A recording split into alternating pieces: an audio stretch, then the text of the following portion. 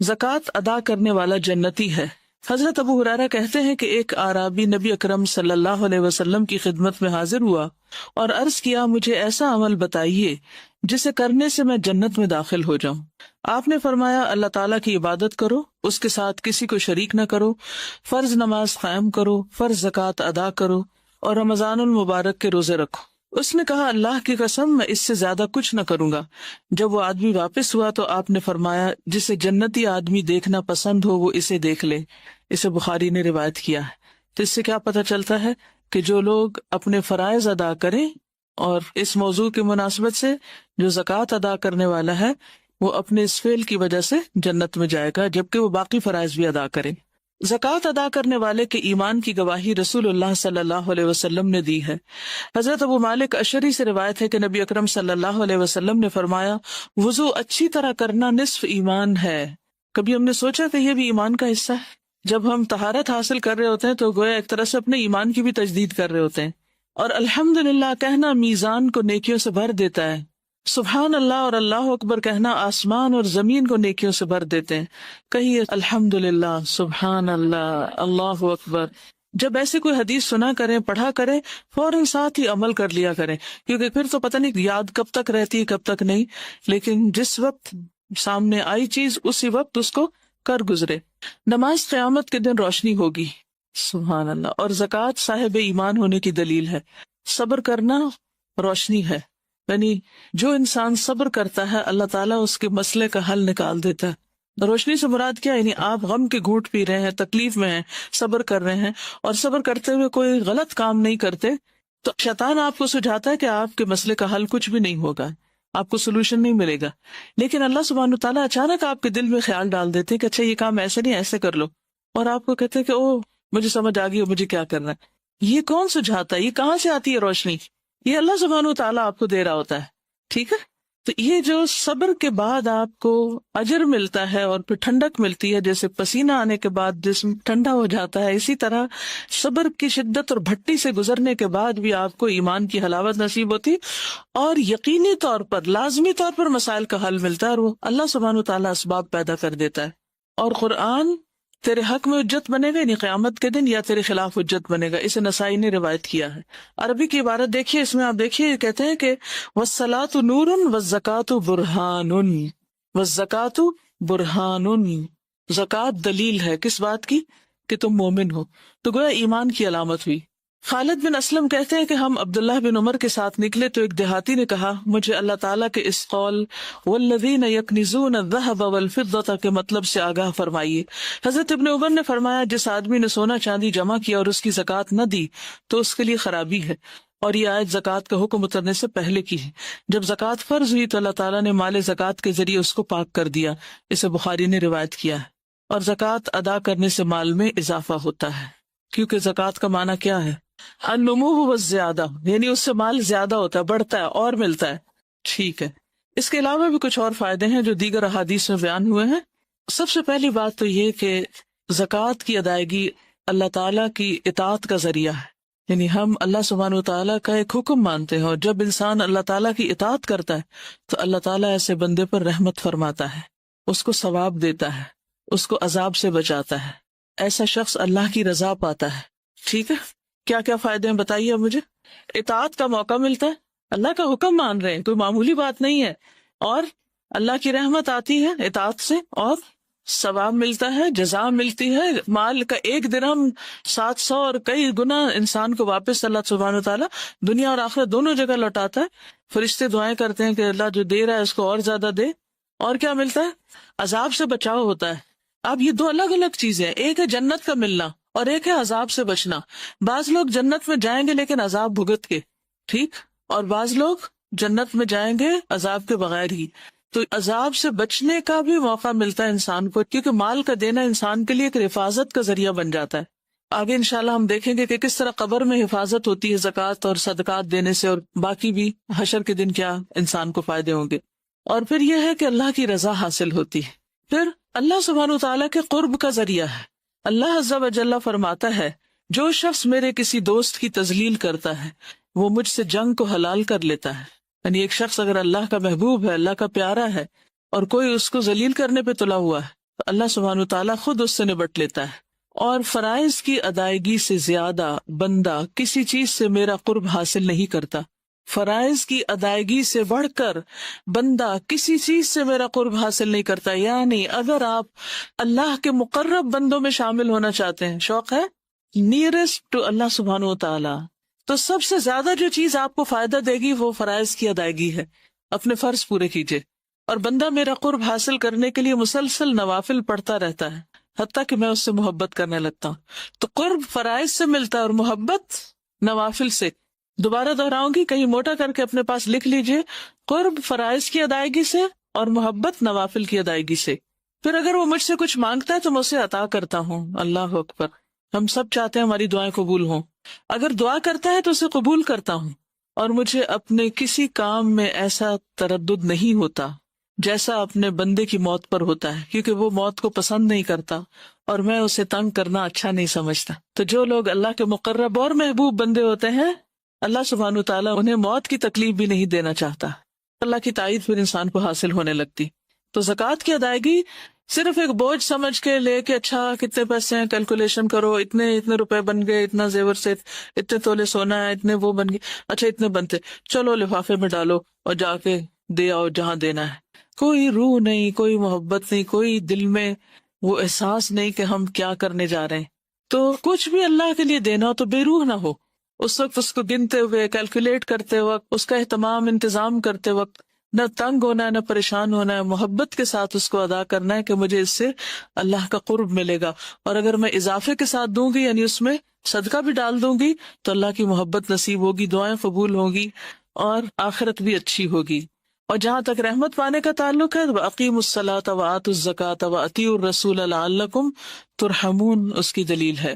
پھر ایک اور جگہ اللہ سبحانہ تعالیٰ فرماتے ہیں، وَاكْتُبْ لَنَا فِي هَذِهِ الدُّنْيَا حَسَنَةً وَفِي الْآخِرَةِ إِنَّا هُدْنَا إِلَيْكَ قَالَ عَذَابِي أُصِيبُ بِهِ مَنْ أَشَاءُ وَرَحْمَتِي وَسِعَتْ كُلَّ شَيْءٍ فَسَأَكْتُبُهَا لِلَّذِينَ يَتَّقُونَ وَيُؤْتُونَ الزَّكَاةَ. ڈائریکٹ زکوٰۃ کی بات آ گئی عمل میں کہ میں اپنی رحمت لکھ دوں گا ان لوگوں کے لیے، لازم کر دوں گا جو ڈرتے ہیں، تقوی اختیار کرتے ہیں، بچتے ہیں، بچ کے چلتے ہیں، ڈر کے چلتے ہیں، ڈر کے زندگی بسر کرتے ہیں کہ ہمارا کوئی ایکشن، ہماری کوئی بات، ہمارا کوئی قدم اللہ کو ناراض نہ کر دے. وَيُؤْتُونَ الزَّكَاةَ، اور زکوٰۃ دیتے ہیں. وَالَّذِينَ هُمْ بِآيَاتِنَا يُؤْمِنُونَ، اور وہ لوگ ہماری آیات پر ایمان رکھتے ہیں. سورۃ الاعراف 156 ہے. اس میں اللہ تعالیٰ فرماتے ہیں میری رحمت ہر چیز پہ چھائی ہوئی ہے، لیکن میں ان لوگوں کے لیے تو لکھ ہی دوں گا، ان کو عنایت کر دوں گا جو تقوی اور زکوٰۃ کا اہتمام کرتے ہیں. پھر زکوٰۃ جو ہے وہ انسان کی جان کا فدیہ بھی ہے. یحییٰ علیہ السلام کو 5 باتوں کا حکم دیا گیا تھا کہ ان پہ خود بھی عمل کریں اور بنی اسرائیل کو بھی حکم دے. ان میں سے ایک ہے میں تمہیں صدقہ کرنے کا حکم دیتا ہوں، کیونکہ اس کی مثال اس شخص کی ہے جسے دشمن نے قید کر کے اس کے ہاتھ گردن سے باندھ دیے ہوں، مصیبت میں پھنس گیا ہو انسان. اب امیجن کیجئے، دشمن نے قید بھی کر لیا، گردن سے ہاتھ بھی باندھ دیے، یعنی ویسے بھی انسان آئسولیشن میں اور اوپر سے ہاتھ بھی بندھے ہوئے ہیں، اور پھر اسے قتل کرنے کے لیے لے چلیں اور وہ ان سے کہے کیا تم میری جان کا فدیہ وصول کرنے کے لیے تیار ہو؟ پھر وہ تھوڑے اور زیادہ کے ذریعے جس طرح بھی بن پڑے اپنی جان کا فدیہ پیش کرنے لگے، یہاں تک کہ اپنے آپ کو چھڑا لے. تو دنیا میں بھی جب حالات ایسے ہو جائیں کہ ہر چیز بندھ جائے تو کیا کریں؟ صدقہ دیں. اور خصوصاً اگر کوئی زکوٰۃ میں سے کمی بیشی رہتی ہو تو پہلے اس کو پورا کریں، کیونکہ نفلی صدقات زکوٰۃ کے قائم مقام نہیں ہو سکتے. واضح؟ پہلے اپنے فرض کو پورا کریں اور پھر اس کے بعد نوافل کی طرف توجہ دیں. پھر ایک اور فائدہ یہ ہے کہ گناہوں اور خطاؤں کو مٹانے کا باعث ہوتا ہے صدقہ اور زکوٰۃ. سورۃ المائدہ آیت 12 میں اللہ تعالیٰ فرماتے ہیں کہ ہم نے بنی اسرائیل سے پکا وعدہ لیا اور ہم نے ان میں 12 سردار مقرر کیے، اور اللہ نے فرمایا بے شک میں تمہارے ساتھ ہوں، انی معکم، اللہ کا ساتھ، لئن اقمتم الصلاۃ وآتیتم الزکاۃ، اگر تم نے نماز پڑھی اور زکوٰۃ ادا کری. ٹھیک، تو اس سے کیا پتہ چلتا ہے کہ اللہ کا ساتھ نصیب ہوتا ہے، اللہ کی مدد آتی ہے اس شخص کو جو زکوٰۃ دیتا ہے. اور میرے رسولوں پر ایمان لائے اور انہیں قوت دی اور اللہ کو قرض دیا، اچھا قرض، یعنی دین کے راستے میں جان مال سے مدد کی، تو یقیناً میں تم سے تمہارے گناہ ضرور دور کر دوں گا. تو اس سے کیا ہوتا ہے؟ گناہوں کا کفارہ. اور یقیناً تمہیں ایسے باغوں میں داخل کروں گا جن کے نیچے نہریں بہتی ہوں گی. پھر جس نے اس کے بعد تم میں سے کفر کیا تو یقیناً وہ سیدھے راستے سے بھٹک گیا. جنرلی بھی صدقے کے بارے میں آتا ہے کہ صدقہ گناہوں کو اس طرح ختم کر دیتا ہے جیسے پانی آگ کو بجھا دیتی. اللہ اکبر. کیونکہ گناہ انسان کے راستے کی رکاوٹ ہوتے ہیں. انسان کی نیکی کے راستے میں کیا چیز رکاوٹ بنتی ہے؟ گناہ. انسان کے رزق کے راستے میں کیا چیز رکاوٹ بنتی ہے؟ گناہ. تو اس کے لیے پھر کیا کرنا چاہیے؟ صدقہ کرنا چاہیے تاکہ رکاوٹیں دور ہو جائیں. ٹھیک ہے. سب اعمال میں افضل عمل صدقہ. اب میں صدقے کی کچھ حدیثیں بیچ میں اس لیے لا رہی ہوں کہ صدقات کی کتنی قسمیں؟ 2 قسمیں، ایک فرض اور ایک نفل. تو جب صدقے کا لفظ آتا ہے نا قرآن مجید میں یا حدیث میں، تو اس سے مراد دونوں ہو سکتے ہیں. عام طور پر جب ہم صدقہ بولتے ہیں تو اس سے مراد صرف کیا لیتے ہیں؟ نفل صدقہ. تو نفل ادا کرنے سے پہلے فرض کی فکر کیجئے. اس کے جو فضائل ہیں یا فضیلت ہے زکوٰۃ ادا کرنے کی، یہ جب صدقے کا لفظ ہے تو اس کو بھی اس میں ایک عمومی معنی میں لا سکتے ہیں کہ اس کا یہ فائدہ ہو. کیونکہ ہم پتہ کیا ہمارے ذہن میں اشکال کیا ہے؟ ہمارے ذہن میں اشکال یہ ہے کہ یہ تو فرض ہے نا، یہ کون سا احسان جتانا ہے اور اس سے ہمیں کیا ملے گا، تو فرض ادا کر رہے ہیں. یعنی جب فرض کی ادائیگی ہوتی ہے تو عموماً ہم کسی بھی چیز کی توقع نہیں رکھتے بدلے میں، جواب میں. ایسا ہی ہے. آپ میں سے کون کون زکوٰۃ دیتے ہیں؟ تھوڑا سا مجھے اندازہ ہو جائے کہ میں کن لوگوں کو پڑھا رہی ہوں جن کو کچھ پریکٹیکل ایکسپیرینس بھی ہے یا نہیں. اوکے الحمدللہ. اور کچھ نے آئندہ انشاءاللہ دینی ہے شادی وادی کے بعد جب زیور ملے گا تو. اور ہو سکتا ہے اب بھی آپ صاحب نصاب ہوں اور آپ کو پتہ ہی نہ ہو، تو آگے انشاءاللہ کھل جائے گا آپ پر کہ آپ پہ زکوٰۃ آتی ہے کہ نہیں آتی. تو آپ نے آج تک جتنی بھی زکوٰۃ دی، کبھی زکوٰۃ دیتے ہوئے یہ سوچ آئی کہ اس پہ مجھے ثواب بھی ملے گا؟ کم آتی ہے نا، کم خیال آتا ہے کہ اس پہ ثواب ہوگا یا اس سے مجھے کوئی میری بلا ٹلے گی یا اس سے مجھے اللہ کا قرب نصیب ہوگا یا جنت یا رحمت یا. تو اس لیے بہت ضروری ہے کہ ان احادیث کو ریفریش کر لیا جائے. تو حدیث میں آتا ہے کہ صدقہ گناہوں کو اس طرح ختم کرتا ہے جیسے پانی آگ کو بجھاتا ہے، اور صدقہ سب اعمال میں افضل ہے. حضرت عمر رضی اللہ تعالیٰ عنہ سے روایت ہے، کہتے ہیں کہ اعمال آپس میں فخر کرتے ہیں، تو صدقہ کہتا ہے میں تم میں سب سے افضل ہوں، اور فلاح پانے کا ذریعہ بھی ہے زکوٰۃ. قد افلح المؤمنون الذین هم فی صلاتهم خاشعون والذین هم عن اللغو معرضون والذین هم للزکاۃ فاعلون. پھر اسی طرح زکوٰۃ ادا کرنے والوں کو مساجد آباد کرنے کی سعادت حاصل ہوتی. مسجد اللہ کا گھر ہے، جو اللہ کا گھر بناتا ہے اس کو لک آفٹر کرتا ہے اللہ تعالیٰ، جنت میں اس کا گھر بناتے ہیں. تو جو لوگ زکوٰۃ دیتے ہیں اللہ تعالیٰ ان کو توفیق دیتے ہیں کہ وہ مساجد کو آباد کر سکیں. اس سے پتہ ہی چلتا ہے کہ فرائض ادا کرنے سے، خصوصاً مالی فرض ادا کرنے، زکوٰۃ ادا کرنے سے انسان کے لیے نیکیوں کے مزید دروازے کھلتے ہیں اور اللہ کے دین کی خدمت کا موقع ملتا ہے. انما یأمر مساجد اللہ من آمن باللہ والیوم الآخر واقام الصلاۃ وآتى الزکاۃ ولم یخش الا اللہ فعسى اولئک ان یکونوا من المہتدین. اللہ کی مسجدیں تو وہی آباد کرتا ہے جو اللہ اور آخرت کے دن پر ایمان لایا اور اس نے نماز قائم کی اور زکوٰۃ ادا کی اور اللہ کے سوا کسی سے نہ ڈرا، تو یہ لوگ امید ہے کہ ہدایت پانے والوں میں سے ہوں گے. تو اللہ کی مسجدیں کون آباد کرتے ہیں؟ جو ایمان لاتے ہیں اور نماز اور زکوٰۃ کی پابندی کرتے ہیں. ٹھیک ہے. زکوٰۃ ادا کرنے والے اللہ کی مخلوق میں سے بہترین لوگ ہیں. ابو ہریرہ کہتے ہیں نبی صلی اللہ علیہ وسلم نے فرمایا، کیا میں تمہیں مخلوق میں سب سے بہتر آدمی کے بارے میں نہ بتاؤں؟ صحابہ نے عرض کیا کیوں نہیں یا رسول اللہ؟ فرمایا وہ آدمی جو اپنے گھوڑے کی لگام پکڑے اللہ عز و جل کی راہ میں نکل پڑا ہو اور جہاں ضرورت ہو وہ اس پر سوار ہو کر جائے. یعنی اللہ کے راستے میں نکلا، جہاں ضرورت ہے اس پہ جاتا ہے. کبھی اس نے روکا ہی نہیں کہ یہ میرا پرسنل گھوڑا ہے اور میرے ذاتی کاموں کے لیے ہے اور میں اس پر اب کوئی اور اللہ کے راستے کا کام کیسے کروں. جیسے عام طور پر ہم جب ذاتی ضرورت کے لیے کہیں گاڑی دوڑانی ہوتی ہے تو خوشی سے جاتے ہیں، لیکن اگر دین کے کام کے لیے کہیں نکلنا ہو تو ہم سوچنے لگتے ہیں کہ اس کا پیٹرول کون دے گا. فرمایا کہ اللہ کے راہ میں نکل پڑا ہو، جہاں ضرورت ہو وہ اس پر سوار ہو جائے. پھر فرمایا کیا میں تمہیں اس کے بعد والے آدمی کے بارے میں بتاؤں کہ اس کے بعد کس کا درجہ افضل؟ تو وہ ہے نمبر 1 ٹاپ کلاس. اور سیکنڈ نمبر پہ کون ہے مقابلے میں؟ صحابہ نے عرض کیا کیوں نہیں ہے اللہ کے رسول صلی اللہ علیہ وسلم، آپ ہمیں ضرور بتائیے. فرمایا وہ آدمی جو اپنی بکریوں کے ریوڑ میں ہو، یعنی بکریاں چراتا ہے، چرواہا ہے بظاہر دنیا میں، چرواہا شیپرڈ. کبھی کسی نے چرواہا دیکھا؟ اچھا کوئی بتائے گا دیکھ کر کیا خیال آیا؟ ہے بیچارہ مسکین. اور مجھے پتہ کیا آتا ہے خیال، کہتے اللہ کوئی اس کی بکریاں خرید لے. کیونکہ ہم عام طور پہ کب دیکھتے ہیں چرواہے؟ جب عید کا موقع ہوتا ہے نا تو وہ شہر میں لیے پھر رہے ہوتے ہیں. وہ جس سڑک پہ جاؤ وہاں وہ ساتھ لے کے تو چرا رہے ہوتے ہیں اور لے جا رہے ہوتے ہیں. تو فکر ہو رہی ہوتی ہے کہ پتہ نہیں ایسے واپس نہ چلے جائیں، کہ کتنی سال بھر محنت کی ہے انہوں نے اور اب یہ. تو بہرحال ہمارے دل میں یہی خیال ہے، میرے دل میں تو کم از کم رحم آتا ہے ان پر. لیکن اللہ کی نظر میں اس کا مقام کیا؟ اگر وہ نماز قائم کرے اور اس کی زکوٰۃ دیتا ہو. یاد رکھیے جو مال بڑھتا ہے اس پہ زکوٰۃ ہوتی ہے. جو مال بڑھتا ہے، جیسے بکریاں بڑھتی ہیں، تو جو بکریوں کے ریوڑ میں ہو نماز ادا کرے اور زکوٰۃ ادا کرے، کیونکہ اس کی دنیا وہی بکریاں ہیں نا، وہ ان کو چھوڑ کے نماز نہیں پڑھے گا کہ یہ کہیں گم نہ جائے، ادھر ادھر نہ نکل جائے، تو وہ اس حال میں بھی نماز پڑھتا ہے اور پھر دھیان رکھتا ہے اپنا پورا نصاب کا، وہ گن کے رکھتا ہے کہ کتنی بکریاں میری، اس میں سے کتنی زکوٰۃ ہوگی، کس تاریخ کو زکوٰۃ ہوگی، اور وہ اس کی زکوٰۃ ادا کرتا ہے۔ اور فرمایا کیا میں تمہیں مخلوق میں سب سے بدتر آدمی کے بارے میں نہ بتاؤں؟ صحابہ نے عرض کیا کیوں نہیں؟ فرمایا وہ آدمی جس سے اللہ کے نام پر کچھ مانگا جائے اور وہ کچھ نہ دے، جس سے اللہ کے نام پر کچھ مانگا جائے اور وہ کچھ نہ دے، یعنی صدقہ نہ کرے۔ پھر وہ لوگ بھی اللہ کو پسند ہیں جو زکوٰۃ کا حکم دیتے ہیں، جیسے انبیاء، وَاذْكُرْ فِي الْكِتَابِ إِسْمَاعِيلَ إِنَّهُ كَانَ صَادِقَ الْوَعْدِ وَكَانَ رَسُولًا نَبِيًّا وَكَانَ يَأْمُرُ أَهْلَهُ بِالصَّلَاةِ وَالزَّكَاةِ وَكَانَ عِندَ رَبِّهِ مَرْضِيًّا۔ کہ اسماعیل علیہ السلام اپنے رب کے بڑے پسندیدہ تھے، کیونکہ ان کی صفات میں کیا کیا چیز شامل تھی؟ صادق الوعد، سچے تھے وعدے کے، اور صرف خود نہیں نماز اور زکوٰۃ ادا کرتے تھے بلکہ اپنے گھر والوں کو بھی حکم دیتے تھے۔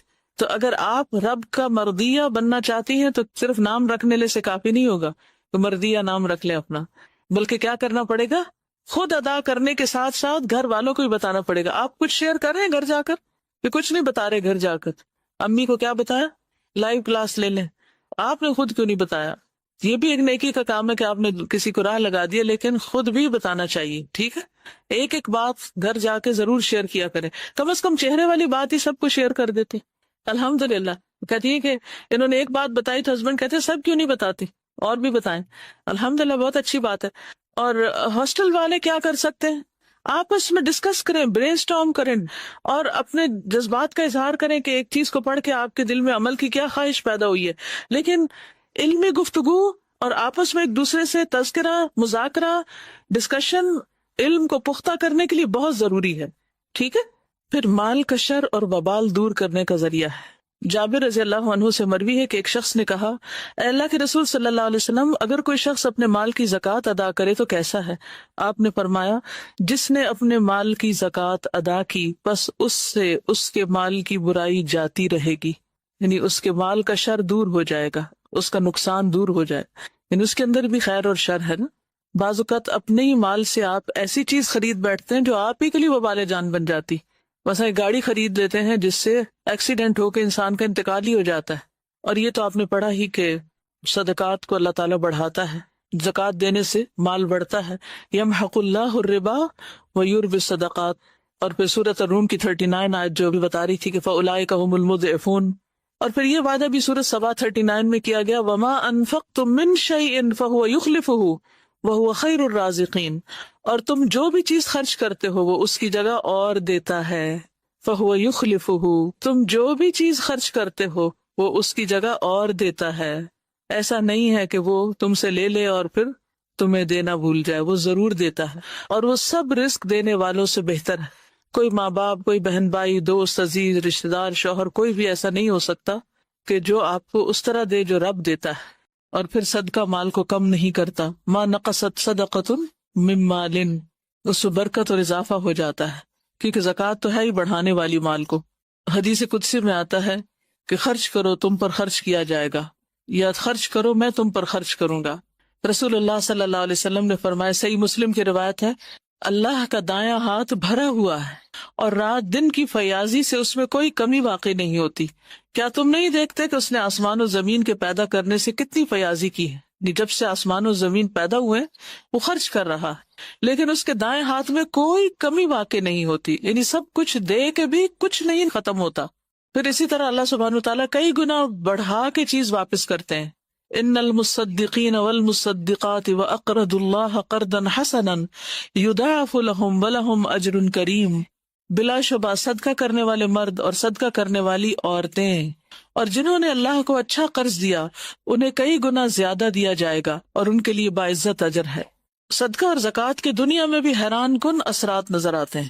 کیا آپ نے وہ کہانی سن رکھی ہے جس میں ایک آدمی جو جنگل میں چلا جا رہا تھا اور اس کے کانوں میں ایک آواز پڑی جو بادل سے آ رہی تھی کہ فلاں شخص کے باغ کو سیراب کرو، تو اس آواز پر وہ شخص بادل کی طرف چلا کہ بادل کدھر جا رہا ہے، تو ادھر ادھر موو ہونے لگا، دیکھا تو بادل ایک پتھر کے اوپر برسا ہے، ایک پتھریلی جگہ پہ برسا ہے، اور جب پانی برسا تو وہ پانی نالیوں کی شکل میں ایک کھالے کے شکل میں آ کے اکٹھا ہو گیا، اور پھر وہ اس پانی کے پیچھے جانے لگا تو وہ ایک خاص شخص کے کھیت تک جا رہا تھا. وہاں ایک شخص اپنے کھیت کو پانی لگا رہا تھا تو اس نے اس کا نام پوچھا. اس نے جب اپنا نام بتایا تو کہا یہ تو وہی نام ہے جو میں نے ابھی بادل میں سنا تھا. تو پھر اس نے پوچھا کہ تم میرا نام کیوں پوچھ رہے تھے؟ تو اس نے کہا کہ میں نے بادل میں آواز سنی کہ جس کا یہ پانی ہے اور اس میں تمہارا نام لے کر کہا گیا کہ فلاں آدمی کے باغ کو سیراب کر دو. یعنی بادل کو حکم ملا کہ یہ پانی فلاں کے باغ کے لیے ہے. اب تم بتاؤ تم کون سا ایسا عمل کرتے ہو جس کی وجہ سے تمہارے ساتھ یہ معاملہ کیا جا رہا ہے. اس نے کہا کہ اگر آپ اصرار کرتے ہیں تو میں آپ کو بتا دیتا ہوں.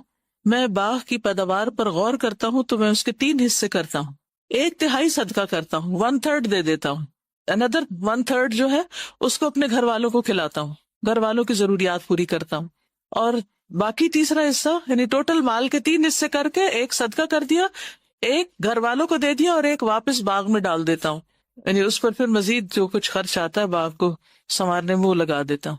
تو کتنی زبردست رسک مینجمنٹ تھی کہ اللہ نے دیا, اس میں اپنا حصہ حق بھی رکھا, گھر والوں کا رکھا, اور اس کے ساتھ ساتھ کیا کیا, غریبوں کو بھی یاد رکھا, صدقہ بھی کیا, اور پھر باغ کا بھی حق نہیں بھولا کہ جو دے رہا ہے اس کو بھی دیا جائے.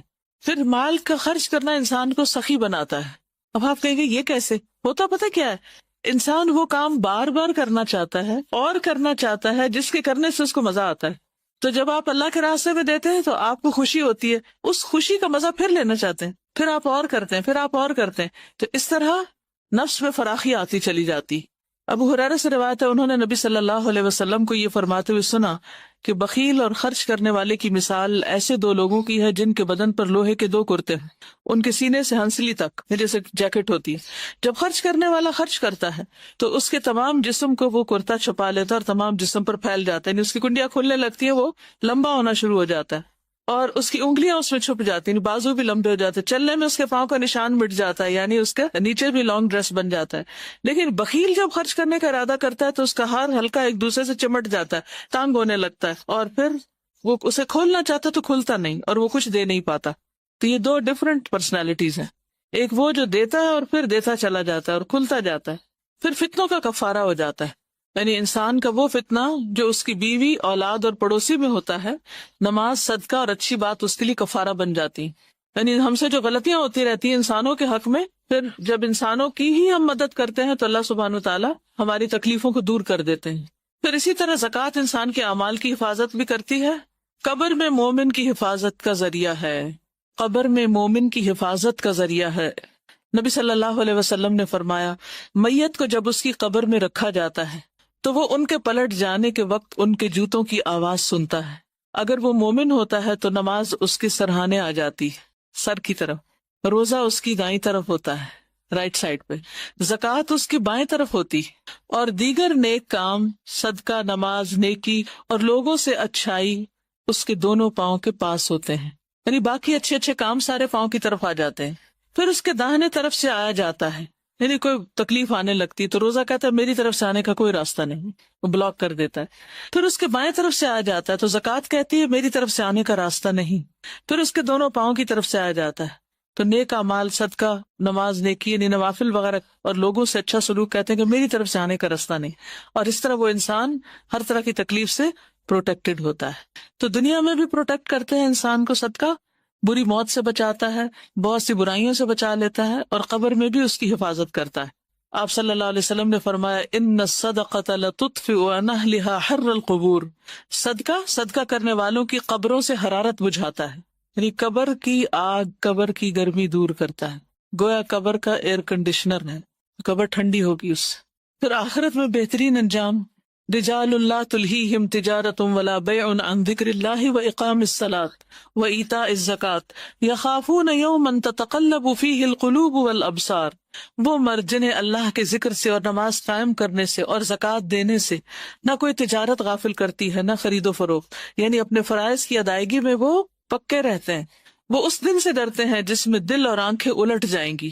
پھر آخرت کی کامیابی کی ضمانت ہے, اولئک هم المفلحون شروع میں ہی آتا ہے, اور سورۃ لقمان میں بھی آتا ہے پہلی 5 آیتوں میں کہ الذین یقیمون الصلاۃ ویؤتون الزکاۃ وہم بالآخرۃ هم یوقنون اولئک علی ھدی من ربہم واولئک هم المفلحون. پھر قیامت کے دن کی گرمی سے نجات ہے, حدیث میں آتا ہے کہ قیامت کے دن ہر شخص اپنے صدقے کے سائے میں ہوگا، یہاں تک کہ لوگوں کے درمیان فیصلہ ہو جائے۔ سورج کتنا قریب ہوگا؟ 1.25 نیزے کے برابر۔ ہر شخص کو گرمی لگی ہوگی۔ آج ذرا باہر نکل کے دھوپ میں تھوڑا محسوس کیجیے اس گرمی کو۔ جب سخت گرمی محسوس ہو رہی ہو تو اس وقت سوچے کہ اب کیا کروں، اور پھر آخرت کو یاد کر کے سوچے کہ اب کس طرح سے اس گرمی سے نجات پاؤں۔ تو اس کا جواب ہے صدقہ۔ ان الذین آمنوا وعملوا الصالحات واقاموا الصلاة وآتوا الزکاة لهم اجرهم عند ربهم ولا خوف علیہم ولا هم يحزنون۔ صرف گرمی ہی نہیں، خوف اور غم سے بھی نجات ہوگا زکوٰۃ کی ادائیگی سے۔ صدیقین اور شہداء کے ساتھ رہنے کا ذریعہ ہوگا۔ جو شخص زکوٰۃ دیتا ہے، قیام کرتا ہے، رمضان کے روزے رکھتا ہے، نمازیں پڑھتا ہے، وہ شخص صدیقین اور شہداء میں شمار ہوتا ہے۔ ایک شخص نے پوچھا، آپ مجھے ایسا عمل بتائیے جو جنت میں لے جائے، تو آپ نے اس کو کیا بتایا؟ اللہ کا شریک نہ ٹھہراؤ، نماز قائم کرو، زکوٰۃ دو اور صلہ رحمی کرو۔ ایسے شخص کے لیے جو زکوٰۃ ادا کرے، جنت کے 8 دروازے کھل جاتے ہیں، جس میں اس کے علاوہ شرک سے بیزاری اور نماز قائم کرنا، یعنی جو شخص شرک سے بچے، نماز قائم کرے، زکوٰۃ ادا کرے، ایسا شخص جنت کے جس دروازے سے چاہے داخل ہو جائے۔ اور پھر دل کی خوشی سے ادا کرنا ضروری۔ ہم مانگنے سے تھک جائیں گے، گننے سے تھک جائیں گے، اللہ تعالیٰ دینے سے نہیں تھکتا، وہ سب کچھ دے سکتا ہے۔ کچھ اجتماعی فائدے بھی ہوتے ہیں، دولت ایک جگہ اکٹھی نہیں ہوتی، اور اس طرح کچھ لوگ زیادہ امیر اور کچھ غریب نہیں ہو جاتے۔ مثلاً ایک معاشرے کے اندر یا ایک سوسائٹی کے اندر اگر کل ان کے ایسٹس 1 لاکھ روپے کے ہیں اور کچھ لوگ 80% پہ قبضہ کر لیں اور باقی سب کے لیے 20% رہ جائے، تو اس سے کیا ہوگا؟ مساوات، محبت، آپس کے تعلقات کی بہتری۔ جب اس طرح کی تخصیص ہو جاتی ہے کہ کچھ لوگوں کے پاس بہت زیادہ ہے اور کچھ بیسک نیڈز بھی پوری نہیں کر سکتے، تو پھر کیا ہوتا ہے؟ اس ناہمواری سے کیا ہوتا ہے؟ آپس کے تعلقات خراب ہوتے ہیں، دشمنیاں پیدا ہوتی ہیں، قتل و غارت ہوتا ہے، اور بہت سی خرابیاں جنم لیتی۔ تو ہمارا دین کیا چاہتا ہے؟ کہ دولت ایک جگہ اکٹھی نہ ہو، وہ گردش کرتی رہے۔ کئی لا یکون دولتم بین الاغنیاء، صرف مالدار ہی آپس میں اس کا لین دین نہ کرتے رہے، وہی بزنس نہ کرتے رہے، بلکہ وہ غریبوں کی طرف بھی منتقل ہو۔ اور اس انتقال کے لیے کئی طریقے رکھے گئے، وراثت کی تقسیم بھی اسی لیے رکھی گئی۔ پھر یہ کہ اسلامی معاشرے کو مضبوط کرنے کا باعث ہوتی ہے زکوٰۃ۔ جس کے پاس ہے جب وہ اس کا خیال رکھتا ہے، جس کے پاس نہیں ہے تو آپس میں تعلقات بہتر ہوتے ہیں، آپس کی محبتیں بڑھتی ہیں، ایک دوسرے کے ساتھ بانڈنگ مضبوط ہوتی۔ پھر مالی جرائم ختم ہوتے ہیں، چوری، ڈاکے، غصب، اس طرح کی حرکتیں ختم ہوتی ہیں معاشرے سے، جرائم میں کمی ہو جاتی۔ جس معاشرے میں صحیح زکوٰۃ ادا کی جاتی ہے، وہاں پھر سب کے پاس اگر ہو تو کسی کو شوق نہیں ہوتا چوری کرنے کا یا کسی کو قتل کرنے کا، ڈیسپریٹ ہو کے کرتے ہیں۔ جب وہ دیکھتے ہیں کہ ان کو کوئی حل نظر نہیں آ رہا تو پھر آخری حل کے طور پر وہ ایسے ہتھ کنڈے اختیار کرتے ہیں۔ چوری کرنے والے کو عام طور پہ چوری کی ضرورت کیوں پیش آتی؟ کہ اس کی ضروریات پوری نہیں ہو رہی ہوتی۔ پھر اسی طرح مالی جرائم ختم ہوتے ہیں، آپس میں بھائی چارہ پیدا ہوتا ہے۔ انسان کی فطرت میں کہ وہ اپنے محسن سے محبت کرتا ہے، الا یہ کہ جس کی فطرت مسخ ہو چکی، وہ احسان یاد نہیں رکھتا۔ 2 طرح کے لوگ ہوتے ہیں، ایک وہ ہوتے ہیں کہ جن کے ساتھ آپ چھوٹا سا احسان بھی کرو وہ ساری زندگی نہیں بولتے، آپ بھول چکے ہوتے ہیں، وہ آپ کو یاد کراتے رہتے ہیں آپ نے فلاں موقع پہ میری مدد کی تھی۔ اور کچھ لوگ ہوتے ہیں کہ جن کے ساتھ آپ بڑے سے بڑا بھی احسان کرو تو وہ اس کو لمحوں میں بھول جاتے ہیں، لیکن زیادہ تر لوگ جو ہوتے ہیں وہ احسان ماننے والے ہوتے ہیں۔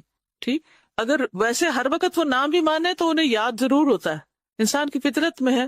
لیکن جس معاشرے کے اندر احسان کا معاملہ نہیں ہوتا وہاں کبھی بھی آپس کی خوشیاں نہیں ہو سکتی۔ تو زکوٰۃ معاشرے میں خوشی پیدا کر دیتی۔ پھر اسی طرح زکوٰۃ سے فقراء کی نفرت بھی ختم ہوتی۔